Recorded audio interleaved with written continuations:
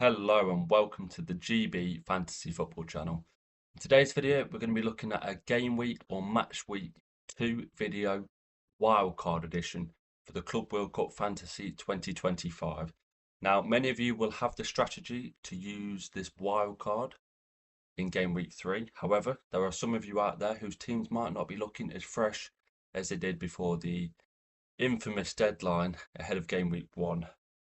So in this video, we're going to be taking a little look to see who the best players are, to see what teams have the best fixtures for game week 2 and game week 3, and see what players might get those points ahead of the knockout rounds. It's been a decent tournament so far. I've caught a few games.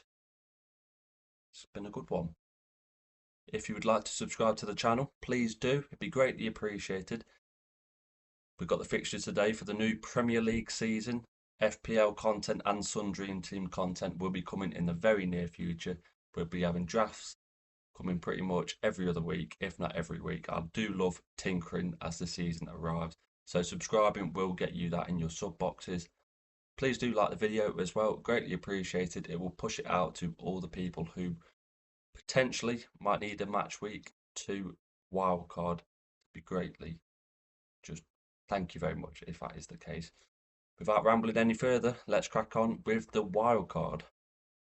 As you can see in goal, we've opted for one goalkeeper on the cheaper side of things in Ustari, and ironically he did have his starring role in the opening game, saved a penalty under the 5%, so those bonus points as well, and kept a clean sheet somehow, racking up, I think it was 8-9 saves in the fixture. It was an incredible performance and very much man of the match worthy.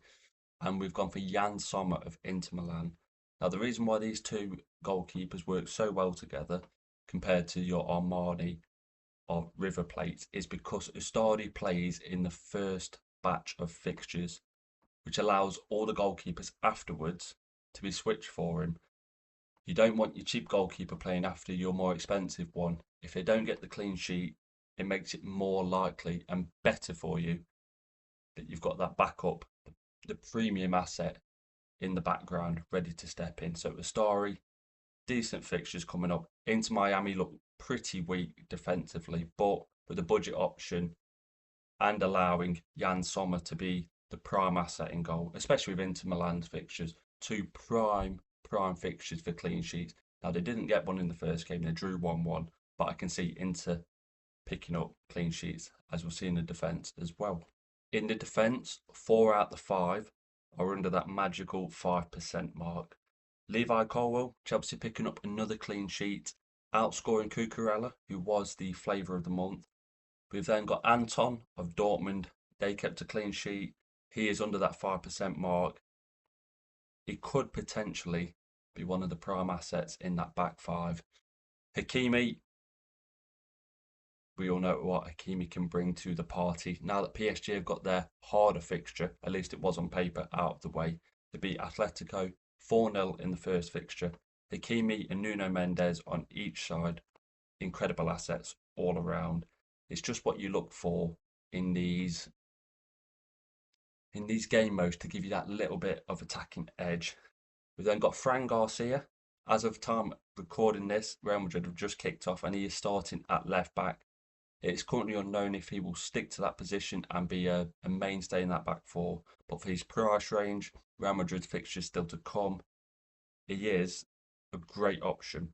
And then we have, who's the last player we've got on our list? Benjamin Pavard, double Inter Milan defence. If the deadline didn't mess up in the way that it did, I would have had Pavard in my back five. He would have replaced, is it Bianci from Dortmund? So the points wise still would have been very similar. But Pavard and Sommer with that double Inter Milan defence, I think will do very well. Especially those last two fixtures, as I said about Sommer. It's just what you're looking for. Lesser teams, high potential for clean sheets, reliability as well, and that's what this back five brings, as well as a little bit of attacking flair. The midfield, and we've got a decent split across the 5 options. As you might have known from that back 5 and goalkeeper, there was no Benfica options. As we saw with Bayern Munich against Auckland, yes, the clean sheet potential is extremely high, but the attacking potential outweighs that substantially. Now, Benfica might not be as good of a team as Bayern Munich, but I can still see them putting at least 5 goals past this Auckland team. And for that reason, spoiler alert for the attacker position as well, we have doubled up and tripled up for Benfica. Doubled up in the midfield, tripled up in the attack overall. Di Maria got a penalty last week. Is this his swan song for international tournaments? Probably. He's off to his hometown club in Argentina after this. And for that reason, I do think he will get the majority of minutes in this tournament. We've then got, is it Actocoglu, the other midfielder that many thought bet he would be starting in one of those positions behind Pavlidis for that opening fixture. He did not. Potentially in this game he could. He is the big gamble in this midfield 5 for minutes. But if he plays, and that is the big if, the goals are going to be there, the assists are going to be there. That Auckland team, they played like they are the 5,000th best team in the world. And the statistics show.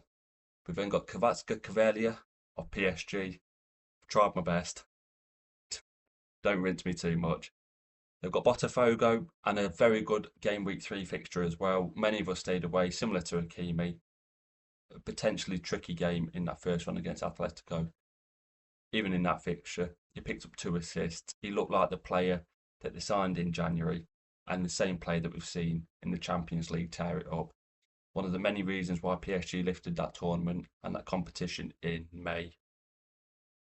Is just prime candidate. And I don't think Dembele's back either yet. If your budget can stretch that far and we know he's in the squad, I'd probably go Dembele at that stage. And the 2 remaining players are Enzo Fernandez and Julian Brandt. Enzo Fernandez, Mr. Consistent, picked up a goal despite coming on at half-time. And Julian Brandt, they've got some decent fixtures. I believe they've got, is it a Chinese team in the last 2 fixtures?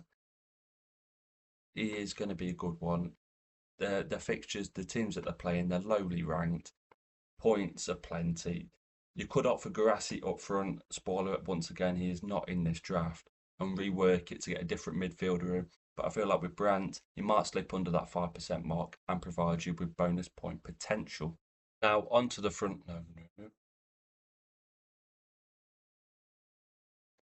Onto the front 3. We've got Griezmann, or if you prefer, Julian Alvarez, one of the Atletico Madrid centre forwards, and I think they're a must. 2 very, very good fixtures leading into the last 2 game weeks of the group stage. PSG is now out of the way.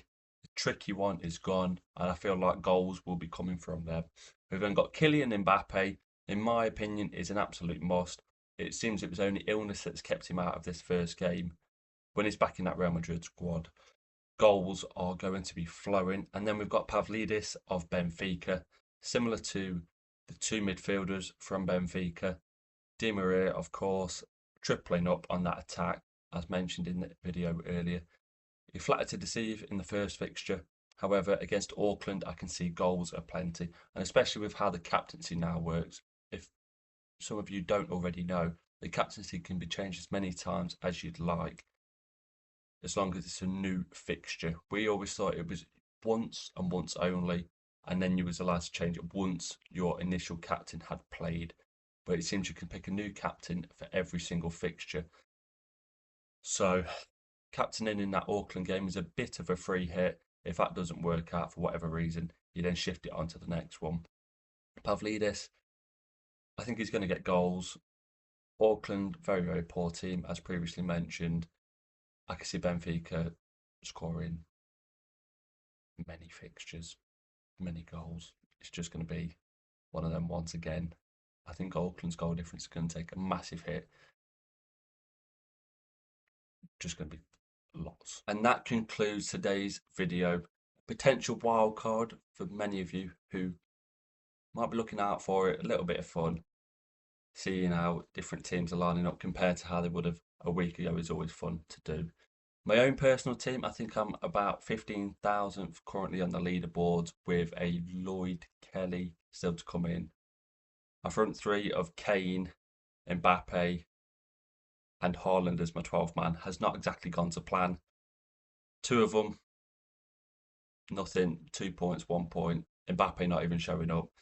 So it's been an up and down first week so far, but we've just got to have some fun with it. That deadline at the start showed us exactly what kind of game this is, and we're all very much looking over the horizon now for FPL, Sun Dream Team, and all the other fantasy related content.